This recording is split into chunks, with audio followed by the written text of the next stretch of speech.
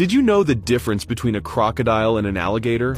Both crocodiles and alligators share similar characteristics: formidable predators, armored skin, webbed feet, and a life spent both on land and in water. It's almost like they're distant twins in the animal kingdom. The key differences? Crocs have a V-shaped snout and visible teeth when their mouths are closed, while gators sport a U-shaped snout and hide their teeth. Now, these differences may seem trivial, but they're actually important. A crocodile's aggressive nature and saltwater adaptability give it a survival edge, making it arguably superior.